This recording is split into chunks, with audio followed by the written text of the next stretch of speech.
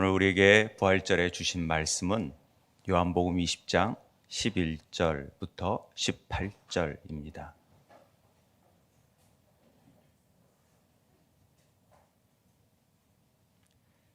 요한복음 20장 11절부터 18절 말씀 우리가 교독하여 읽도록 하겠습니다. 제가 먼저 읽겠습니다. 제가 가진 성경은 신약 183쪽인데요. 다 찾으셨죠? 마리아는 무덤 밖에 서서 울고 있더니 울면서 구부려 무덤 안을 들여다보니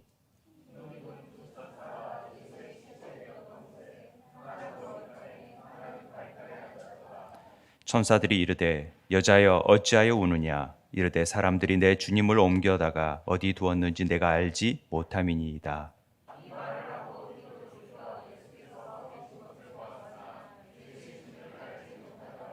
예수께서 이르시되 여자여 어찌하여 울며 누구를 찾느냐 하시니 마리아는 그가 동산지기인 줄 알고 이르되 주여 당신이 옮겼거든 어디 두었는지 내게 이르소서 그리하면 내가 가져가리이다.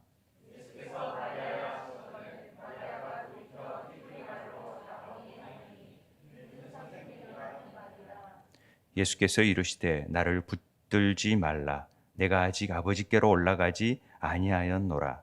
너는 내 형제들에게 가서 이르되 내가 내 아버지 곧 너의 아버지 내 하나님 곧 너의 하나님께 올라간다 하라 하시니 막달라 마리아가 가서 제자들에게 내가 주를 보았다 하고 또 주께서 자기에게 이렇게 말씀하셨다 이르니라. 아멘.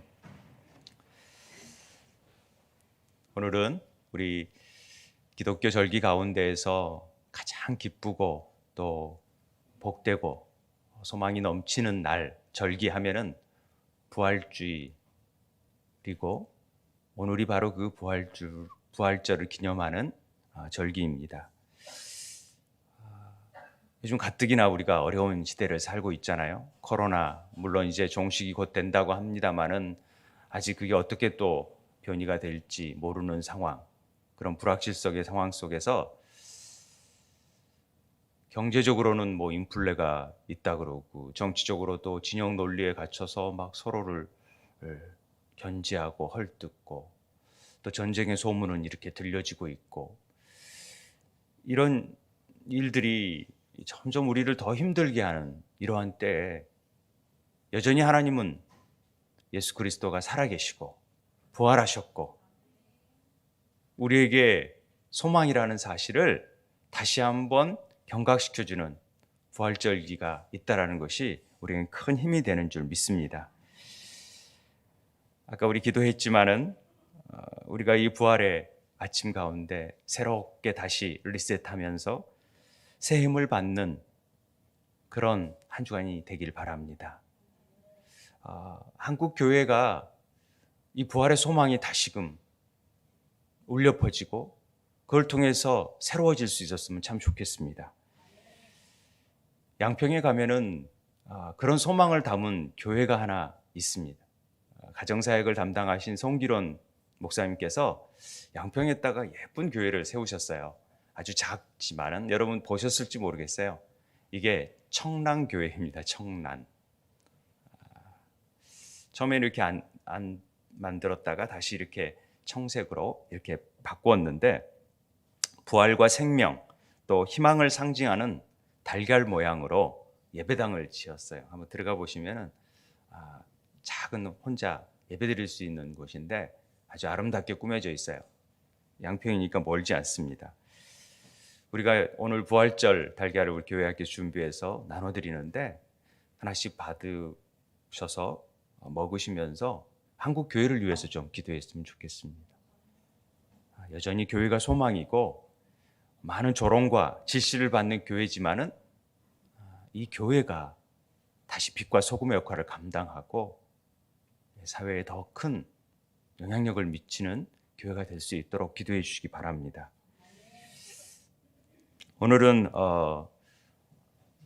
부활의 소식 가운데 여자에게 임한 소식을 전하고 싶은데요.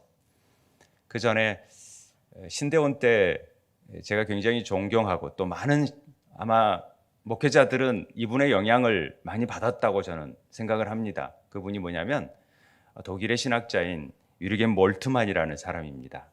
그 몰트만이 희망의 신학이라는 책을 썼습니다. 그 희망의 신학은 어떤 의미냐면은 예수 그리스도의 부활이 있기 때문에 우리는 하나님 나라를 약속받고 그 약속된 미래에 대한 기다림과 희망을 가질 수 있다. 이 얘기를 썼습니다. 너무 당연한 얘기 같은데 이 책이 커다란 위로를 줬었어요. 그래서 이 종말론에 대해서 새로운 시각을 갖게 된 거죠. 이 종말이 뭐냐? 예수의 부활을 통한 하나님 나라의 새로운 시작을 말하고 있기 때문에 그렇습니다. 그러니까 부활이 없으면 우리에게는 아무것도 안 되는 것이죠. 부활이 있기 때문에 우리는 우리에게 다가올 종말, 개인적인 종말, 또 앞으로의 우리 전 인류에 대한 종말 가운데에서도 두려워하지 아니하고 소망을 가지고 나아갈 수 있습니다. 슬퍼하지 않고 기뻐할 수 있는 것입니다. 부활이 있기 때문에 그렇습니다.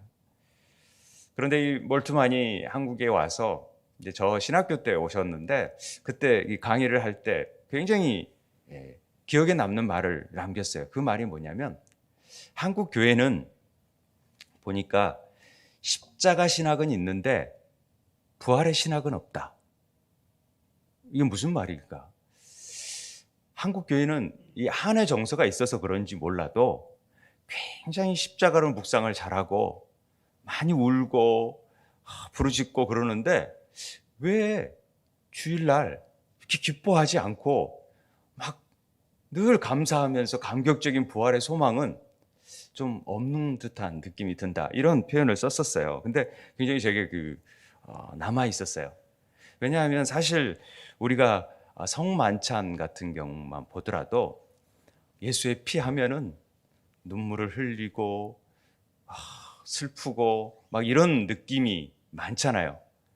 만찬 가운데 예수 보혈 생각하면서 막 눈물을 흘리고 막 그럴 경우가 많은데 사실은 초대교회에서는 이 성만찬 시간에 굉장히 기뻐했다라는 것이죠.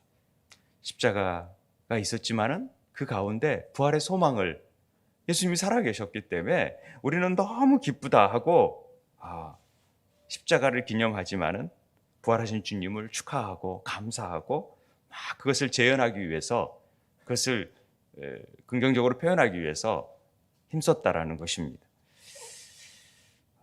교회 분위기가 우리 한국 교회는 굉장히 엄숙합니다. 아마 천주교 영향을 받아서 어쩐지 모르겠지만 예배당에 들어와서는 물론 예배를 준비하는 마음에 경건한 자세를 갖는 건 참 중요합니다. 그러나 우리 개혁교회는 시장 영성이라고 말합니다.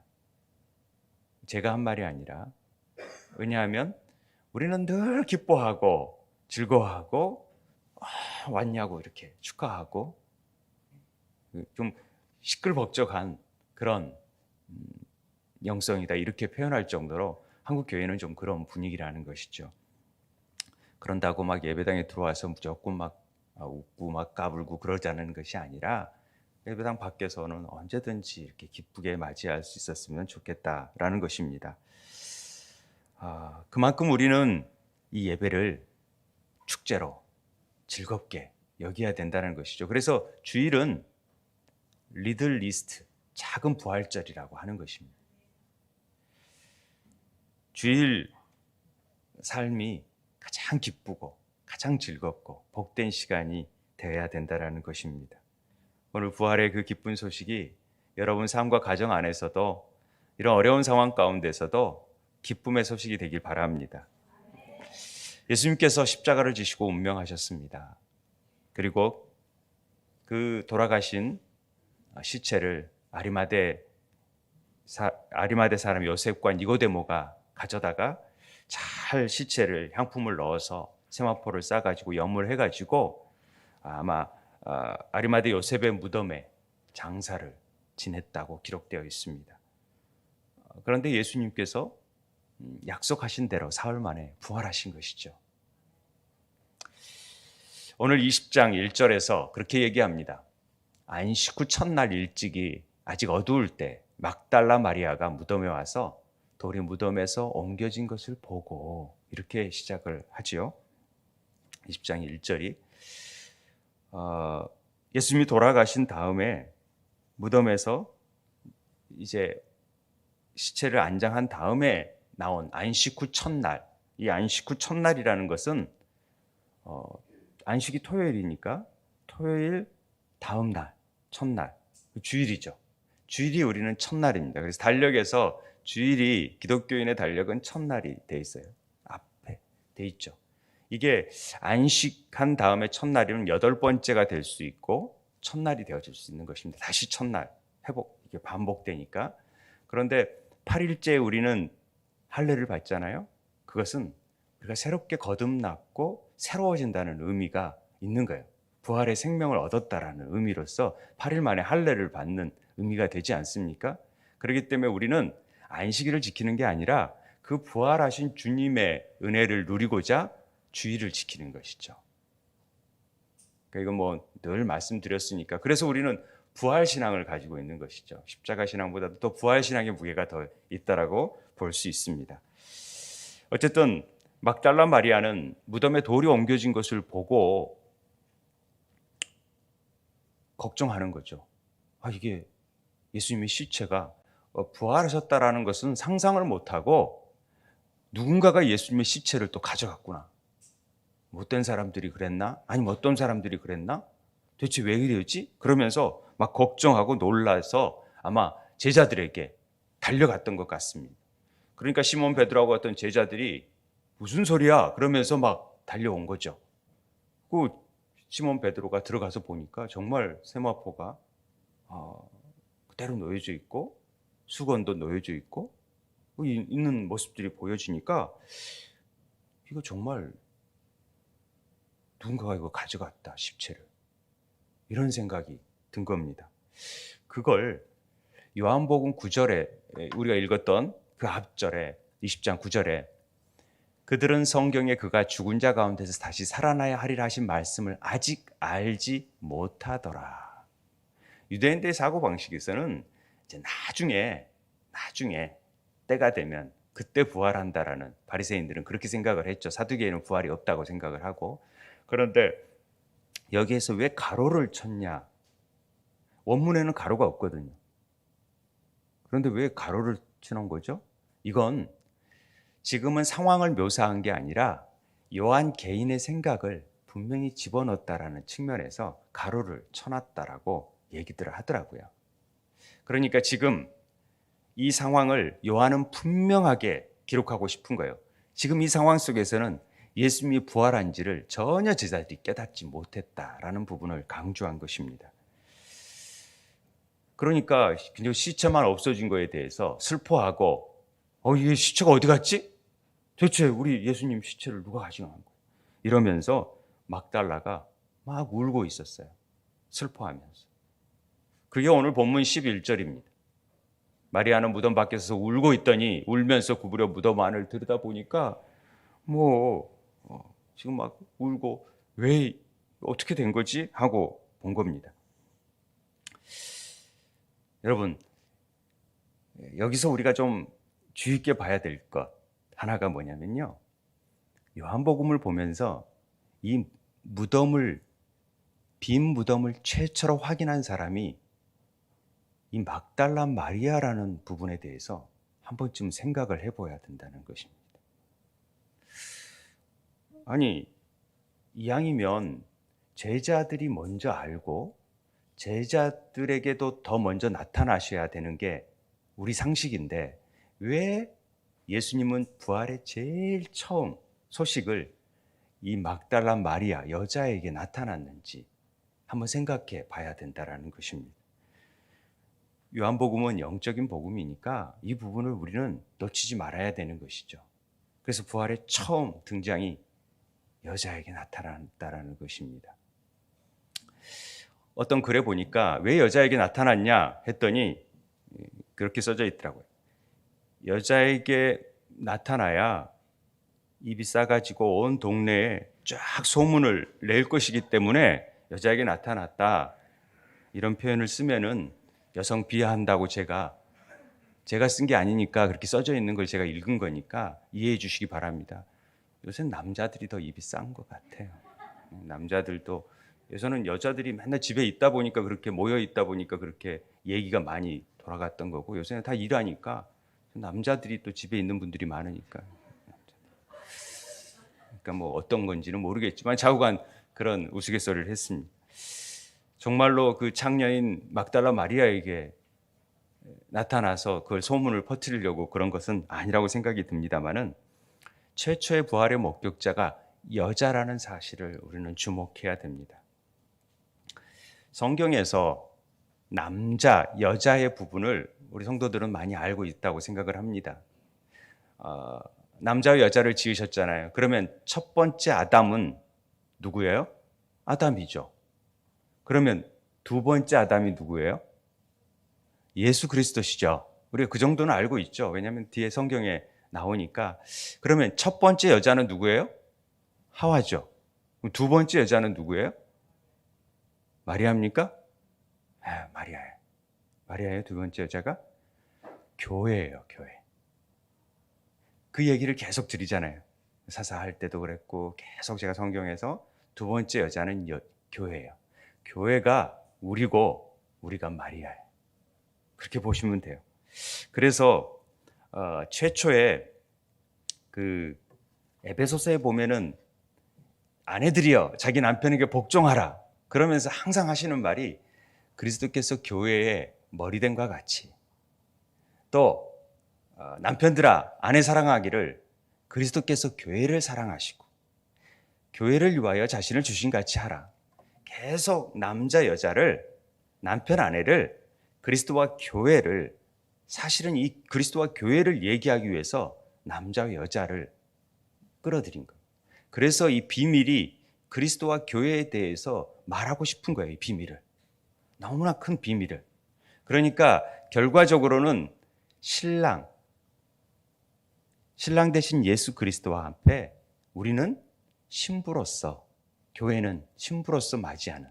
그래서 아가서가 교회와 그리스도야 어린 신부에 대한 얘기잖아요. 사랑 얘기. 그 얘기를 지금 하고 있는 것이죠. 그러니까 최초의 에덴 동산에서 보세요.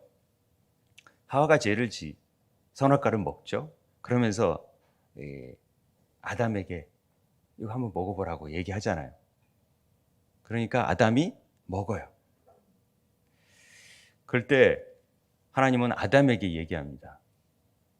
너 누가 그거 먹으라 그랬어? 그랬더니 아담이 뭐라 그런 줄 아세요? 누가 너의 버섯음을 내게 알렸느냐? 내가 먹지 말라 명한 그 나무를 내게 먹었느냐? 아담이 이르되 하나님이 주셔서 나와 함께 하신 여자 그가 그 나무 열매를 내게 주므로 내가 먹었나이다. 누가 잘못이에요? 여자가 잘못이에요? 먹은 사람이 잘못이? 먹은 사람이 잘못이죠. 그런데 책임을 전가하는 거예요, 여자에게. 여자 때문에 그런 거라. 우리 그렇잖아요. 자기가 잘못해놓고, 자기가 먹어놓고, 그리고 여자가 할 수 없이 줘서 먹었다고. 하나님이 괜히 여자를 만들어가지고 줬지 않냐고. 이렇게 얘기하는 것 아닙니까? 난 안 먹으려고 그랬는데 여자 때문에 먹었다라는 얘기로 지금 비춰집니다. 그런데 여기서 동산 지기가 누구예요? 이 에덴 동산의 지기가? 아담이에요. 아담이 동산 지기죠. 동산을 관리해야 될 사람이니까. 그런데 15절에 똑같은 얘기를 합니다. 예수께서 여자여 어찌하여 울며 누구를 찾느냐 하시니 마리아는 그가 동산지기인 줄 알더라 라는 표현을 끄집어냅니다. 그래서 이 동산이라는 표현 자체를 통하여서 절묘하게 암시를 우리에게 주고 있습니다. 이 케프로스라는 동산, 케퍼스 우로스라는 동산지기인데 케퍼스라는 말, 동산이라는 말이 히브리어로 말로 하면 간인데 간도 동산인데 이 동산이 에덴 동산의 간이라는 똑같은 동사예요. 그러니까 지금 에덴 동산에서 나타난 여인이 두 번째 동산에서 마지막 아담은 죽어야 할 여자 막달라 마리아를 위해서 대신 죽으시고, 막달라 마리아가 죄인이잖아요. 죽어야 할 죄인인데 그 여자의 죽음을 가져가서 대신 죽으시고 살아나셔서 이 여자를 살려내시는 그림을 지금 이 그림 안에서 보여주고 있는 거예요. 제일 처음에. 그러니까 예수님께서 실질적으로 두 번째 동산지기로 들어있다라는 것을 암시해 주고 있어요. 자기가 죽음으로 말미암아 첫 번째 동산에서 아담이 실패했었잖아요. 그런데 두 번째 동산에서 마지막 아담이 이 일을 성취해내고 있다. 부활을 성취해내고 있다. 부활로 십자가에서 승리하셔서 부활로 성취해내고 있다라는 것을 우리에게 보여주고 싶은 거예요.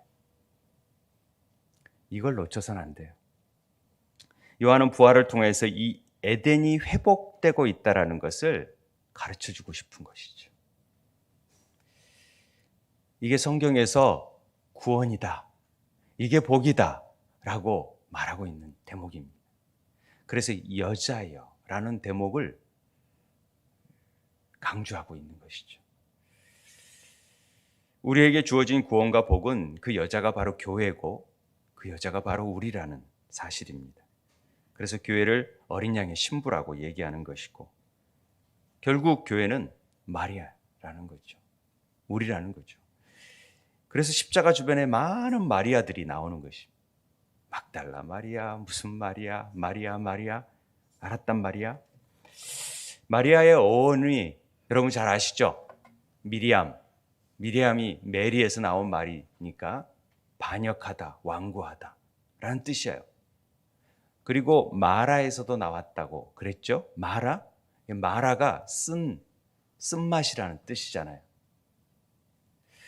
여러분 출애굽기에서 마라에 이르렀더니 그건 물이 써서 마시지 못하니까 그 이름을 마라라 그러잖아요. 백성들이 원망해요. 그러자 모세가 여호와께 부르죠. 여호와께서 그때 한 나무 가지를 가리키시니까 그가 물에 던지니 물이 달게 되었더라. 놀라운 얘기 아닙니까? 십자가가 그 물에 던져짐으로 말미암아 그 물이 쓴물 같은 우리의 인생이 단물이 되어질 수 있다는 사실을, 그게 여호와 라파, 치료하시는 하나님의 시작이었습니다.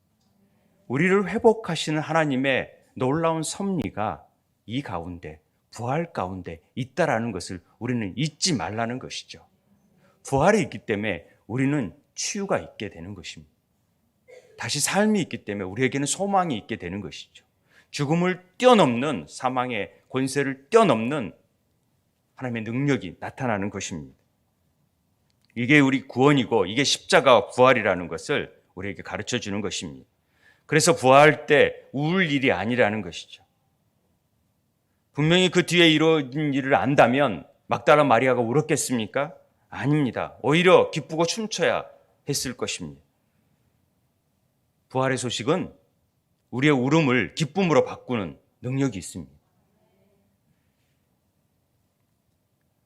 제자들에게, 많은 사람들에게 수차례 내가 부활할 것이다, 3일 만에 죽고 부활할 것, 다시 살아날 것이다 하고 말했지만은 그것을 알아듣는 사람도 없었고 믿는 사람도 없었다라는 것입니다.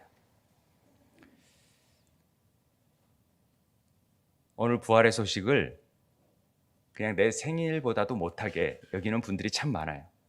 자기 생일이면 굉장히 축하 메시지도 던지고 그렇지만은 부활의 소식은 별로 나랑 별 상관이 없는 메시지 같이 들리는 사람들이 꽤 많습니다.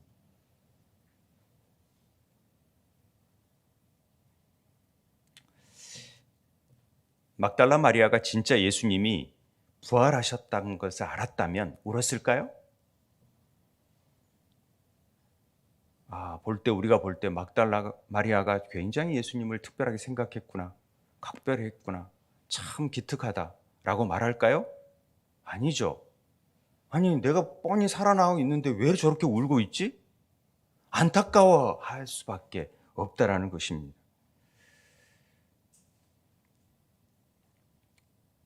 저는 특별하게 이 부분이 우리에게 주시는 메시지라고 생각을 합니다. 시체가 없어졌다고 막 울고 있어요. 오늘날 우리 한국 교회가 부활의 소망이 없이 맨 울고 있는 교회가 되어버린 것 같아요. 우리 핍박한다고, 우리 교회만 무시한다고, 우리를 조롱한다고, 교회가 동네 북이냐고 말하고 있습니다마는 그게 무슨 소용이 있어요. 부활의 주님은 우리와 함께 하시는데, 주님이 부활하셨는데, 만왕의 왕이 그 이루신 일들을 이렇게 성취해 내시고 놀라운 소망으로 우리를 바꾸어 주셨는데 우리가 왜 걱정합니까? 왜 염려합니까? 핍박을 하든 뭘 하든 우리는 부활의 소망을 간직하고 나아가면 되는 것입니다. 13절에 보니까 오죽했으면 천사가 나와서 여자여 어찌하여 우느냐? 내 주님 누가 가져가 버렸어요. 어떡해요? 주님께서 마치 교회를 향하여서 왜 그렇게 슬퍼하고 왜 그렇게 걱정하고 마치 부활이 없는 것처럼 마치 시체만 없어진 것만 걱정하는 것처럼 그렇게 지내느냐. 나 여기 있거든. 나 여전히 살아서 지금 있거든. 네 마음속에 살아있고 이곳에 살아계셔서 하나님 일하고 계시거든. 그런데 너 왜 이렇게 슬퍼하고 푸념하고 걱정하고 원망하고 그러느냐. 마치 이렇게 말씀하시는 것 같아요.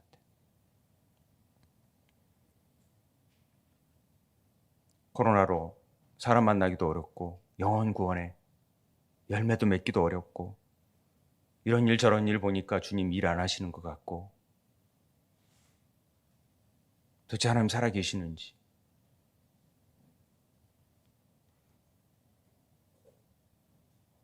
저도 고난주간 때 많이 울었으니까. 근데 주님이 어찌하여 우느냐 그렇게 말씀하시는 건데 왜 우는데?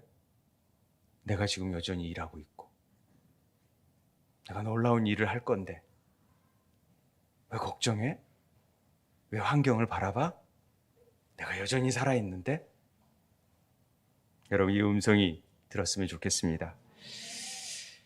천사들에게 사람들이 내 주님 옮겨버린 것 같아요 그랬더니 이 말을 하고 뒤로 돌이켜 예수께서 서 계신 것을 보았어요. 그런데 예수인지를 알지 못했어요. 이게 문제지요. 분명히 서 계신 것을 보았는데도 알지 못하는 거예요. 우리는 주님이 우리와 함께 계시는데도 알지 못해요. 우리가 기적을 베푸는 것을 보았는데도 깨닫지 못해요. 그리고 불평해요. 이렇게 놀라운 일들을 이루어 가시고 매일의 삶의 기적을 베풀어 주시는데도 우리가 그걸 보잖아요. 정말 아무것도 없는 데에서 이런 데가 세워지고 이렇게 일들을 하나님의 다음 세대를 세우는 일들을 하는데도 보잖아요. 그런데 알지를 못해요.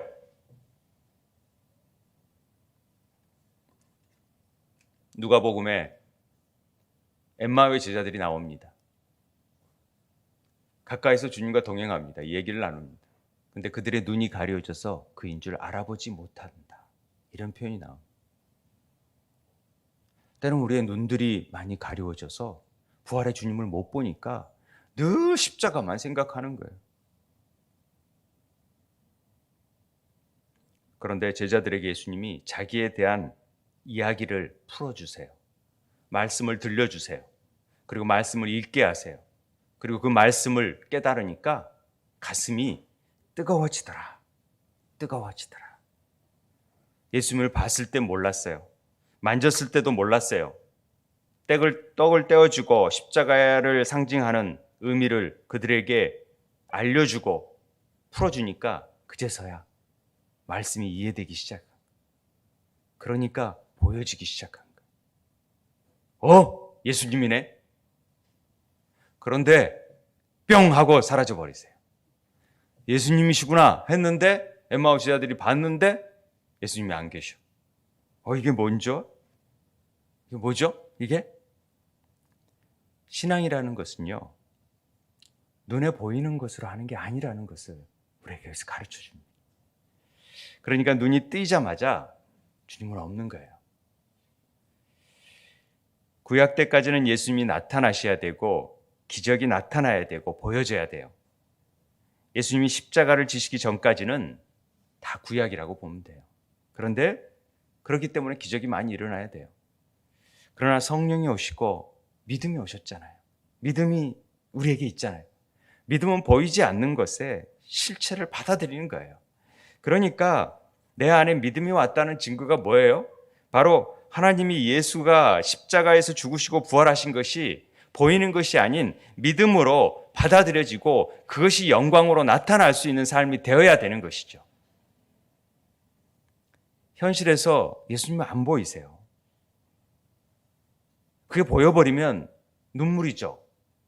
시체인 것 같고 막 그러니까. 우리를 안 돕는다 할지라도 우리가 울 필요가 없어요. 주님이 안 보이시고 주님 보여주세요. 제발 좀 이 증거를 보여주세요. 요나의 표적밖에 없다 말씀하시는 거예요. 보여줄 필요가 없는 거예요. 믿음 안에서. 우리는 믿는다고 하면서 왜 이렇게 조바심 내고 걱정하고 염려하고 그러는 거냐고. 예수님 살아계시는데 마치 무덤에서 안 계신 것처럼 여기는 거죠. 죽어 거기에 계셔야 우리는 안심인가요? 아니잖아요.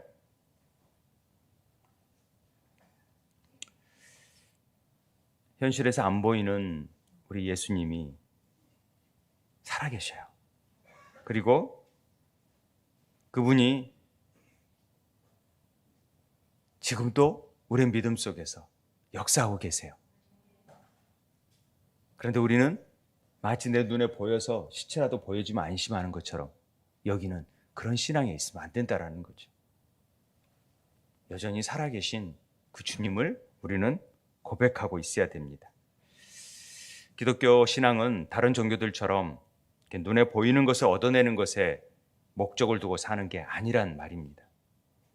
보이지 않는 하나님 나라를 위해서 우리는 살아가는 존재들이니까 그렇죠. 말장난이 아닙니다. 이 땅에서 눈에 보이는 것이라도 나를 위로하고 자꾸들 눈에 보이는 것으로 만족을 얻으려고 하지만은 그것이 아니라는 거죠. 그래서 말씀을 우리에게 주신 거예요.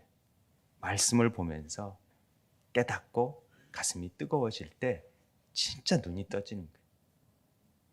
그냥 보여지는 것은 우리에게 허상이 되어질 수 있어요. 실상을 봐야 돼요. 그게 믿음이에요. 천사들이 눈으로 예수님을 봤는데 뭐라고 얘기하냐면 예수님이 너희들에게 그 하셨던 말씀을 다시 생각하라 그래요. 그리고 오늘 18절에도 주께서 자기에게 이렇게 말씀하셨다 하는 말씀을 기억해요. 그러니까 예수님 말씀 속에는 뭐가 들어있냐면요. 말씀은 보이지 않아요. 그러나 말씀 속에 하나님이 이 세상에 말씀으로 오셨다라는 것을 가르쳐 주세요. 말씀 속에 하나님이 살아 역사하시는 거예요. 그래서 말씀은 살았고 운동력이 있어 좌우의 어떤 날성검보다 예리하게 우리의 혼과 영과 관절을 찔러 쪼개는 거예요. 그걸 믿음으로 알게 되는 거예요. 봐서 아는 게 아니라 봤다고 압니까? 절대 봤다고 믿지 않아요. 우리는 일상에서 일어나는 사건, 또 우리를 괴롭히고 있는 사람들, 그런 거에 대해서 자꾸만 일희일비해요. 저 사람 때문에. 그런데 하나님이 이루어놓으신 부활의 사건은 현실을 그렇게 보지 말라는 거죠. 그런 거에 영향을 받지 아니하고 여전히 살아계시고 우리와 함께 동행하시고 그 일을 이룰 수밖에 없는 하나님의 능력 안에서 살아가라는 얘기를 하고 있는 것입니다. 그래서 15절, 16절에 예수님께서 여자여 어찌하여 울며 누구를 찾느냐. 뭐 도대체 예수님이 서 있는데 우리는 누구를 찾는 겁니까? 마리아가 우린데. 동산지기인 줄 알고 주여 당신이 옮겼거든 어디든 내게 이르소서 그리하면 내가 가져가리이다. 예수께서 마리아야 하시니까 마리아가 예수님이시네 하는 거죠. 예수님께서 이르시되 나를 붙들지 말라. 내가 아직 아버지께로 올라가지 아니하였노라. 너는 내 형제에게 가서 이르되 내가 내 아버지 곧 너희 아버지 내 하나님 곧 너희 하나님께로 올라간다 하라 하시니라. 제가 이 여러 가지 성경을 보면서 이 부분이 제일 어려웠어요. 왜 붙들지 말라고 하셨지? 이 부분이. 그래서 주석서를 다 봤더니 너무 이런 걸 알려고 하지 말라 그러더라고요. 안 가르쳐 준 것을 알려고 하면은 괜히 2단, 3단이 나올 수 있으니까 알지 말라고. 오카노 목사님도 이런 설교를 제가 그 설교집을 보니까 이렇게 알지 말라고 해놨더라고요. 알지 말아야 되는구나. 근데 이 붙들지 말라라는 말은요, 하프토마이라는 말로 만지지 말라. 그래서 개역 한글에는 옛날에 만지지 말라라는 말로 돼 있어요. 붙잡지 말라, 만지지 말라. 그런데 제가 왜 이 부분이 어려웠냐면은 마태복음, 이 병행 구조인 마태복음에서 똑같은 부활 사건을 대하면서 예수께서 그들을 만나 이르되 평안하냐 하시거늘 여자들이 나아가 그 발을 딱 붙잡고 경배해요. 이때 붙잡다라는 말이 아까 얘기했던 크라테오라는 헬라어 단어를 썼는데 이 크라테오는 꽉 붙잡다, 체포하다, 굳게 지키다 이런 뜻이거든요. 그러니까 하프토마이보다도 더 확 붙잡는 거예요. 발을 딱 잡고. 이건 뭐지? 왜 붙잡지 말라 그랬는데 여기에서는 여자들이 부활한 주님을 아직 올라가기 승천하기 전에 아버지께로 가기 전에 붙잡았다라는 표현을 쓰는 것이지. 그게 저가 굉장히 힘들었어요. 그런데 어떤 부분에 보니까 이 부분이 어떤 네 가지 복음서는 다 관점이 다르잖아요. 마태는 유대인들을 위해 썼고 마가는 인간으로 오신 종으로 오신 그리스도, 유대인은 왕으로 오신 그리스도 이렇게 관점이 다르게 썼듯이 마태는 끊임없이 구약에 예언된 메시아가 바로 그리스도이시다, 예수님이시다라는 것을 강조하기 위해서 이 여인들이 예수님의 발을 만지는 장면을 분명하게 해놨다고 합니다. 잘 이해는 안 되지만 그래서 여인들의 손과 예수님의 발이 연결된 그림에는 구약의 메시아가 바로 이분이다라는 것을 강조하기 위한 거라고 써놨더라고요.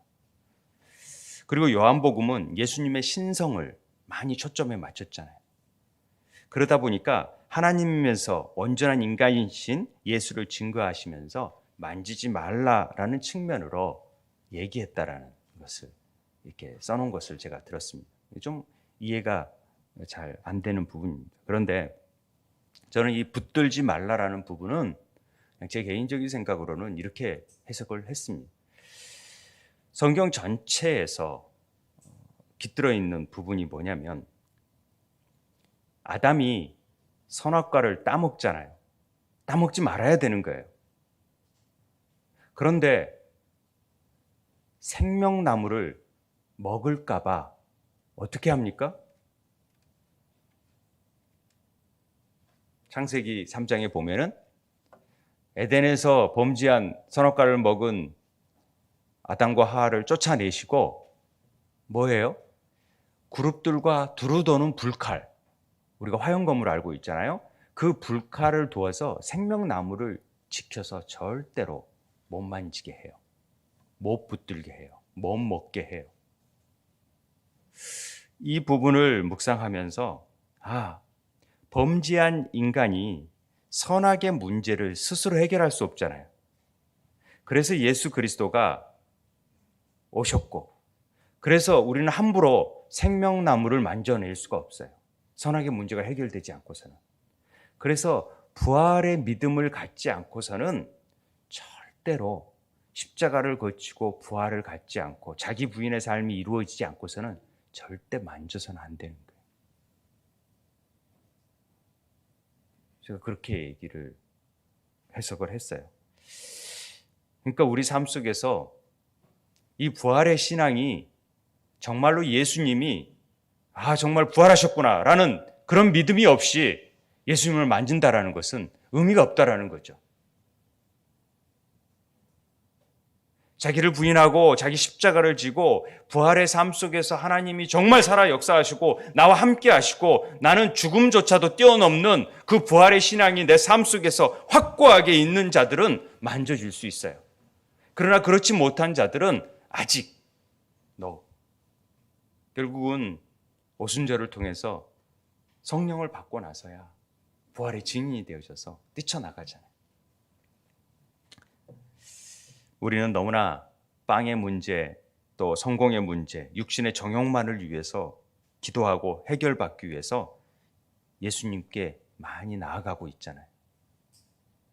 선악의 문제, 자기 욕망의 문제를 우리가 해결하지 않고서는 주님을 만져서는 안 돼요. 만나서는 안 돼요. 붙잡아서는 안 돼요. 저는 이 부분이 우리에게 주는 메시지라고 생각합니다. 육신적으로 주님을 만나서는 안 된다는 거죠. 십자가의 은혜로, 그 사랑으로, 그 감격으로, 그 감사로 주님께 나아갈 줄 알아야 돼요. 그 주님을 만나야 진정한 부활의 소망이 우리의 삶 속에서, 그런 신앙 속에서 살아갈 수 있다는 것입니다. 자기를 부인하고 세상의 방식대로 규모나 조건으로 하나님 일을 하려는 것이 아니라 철저히 나를 버려두고 내 방식이 아닌 주님의 뜻하신 방식으로 생각하고 나아가야 주님을 만지고 주님을 붙들고 부활의 기쁨에 참여할 수 있다라는 소리로 들었습니다. 여러분, 여러분에게는 정말 주님을 만질 수 있는, 만나고 싶은 그런 욕망이 있으세요? 그렇다면은 나를 한번 돌아보자고. 내가 정말 부활을 믿고 예수님을 믿고 있는지. 믿지도 않으면서 주님 보여주면 믿을게요, 그러고 있는 건 아닌지. 부활 신앙을 통하여서 내가 먼저 온전한 주님을 믿음으로 고백하고 그럴 때 주님을 만나고 그래야 하나님의 역사가 나타나는 거지. 그렇게 해서 만나면 딴짓해요. 나 능력받고 하나님 봤다고 엉뚱한 일 저지를 수 있어요. 이 부활의 기쁜 소식 안에 혹시 우리가 울고 있는지, 우리 교회가 울고 있는 건 아닌지, 어떤 일이 일비해서 뭐가 조금 오르면 기뻐하고 뭐가 조금 내리면 슬퍼하고 주가 보고 막 오르락내리락 하는 그런 삶을 사는 건 아닌지, 여전히 살아계신 주님과 말씀으로 우리가 동행하면서 가슴 속에 차오르는 그 벅찬 감격을 우리가 우리만 소유하는 게 아니라 다른 사람에게도 줄 수 있고, 자루나 오르나 치우침 없이 부하내동함이 없이 그것을 증거할 수 있고, 우리 가정 안에 어려운 일이 있더라도 여전히 살아계신 주님이 우리와 함께 하신다라는 믿음을 우리 자녀들에게 확고하게 보여주고 굳건히 찬양하며 기뻐하며 감사하며 감격하며 나아갈 수 있는 우리 마리아 같은 세움의 성도들 되기를 주임으로 축원드립니다. 우리 함께 기도했으면 좋겠습니다. 주님, 우리가 늘 웁니다. 그러나 주님이 살아계신다라는 사실을 오늘 다시 확인하면서 우리 안에 주님을 정말 만날 자세가 되어 있는지, 그 주님을 우리가 보면서 정말 만지고 붙들 수 있는 삶이 되는지 오늘 다시 한번 확인하면서 세상의 욕망, 소망 이런 것 육신적으로 다 내려놓고 주님만을 만지고 바라볼 수 있는 삶이 되게 도와주세요. 남은 인생 정말 주님의 영광, 그 부활의 소식을 전하는 일에 우리가 쓰임받기를 원합니다. 우리 함께 기도했으면 좋겠습니다.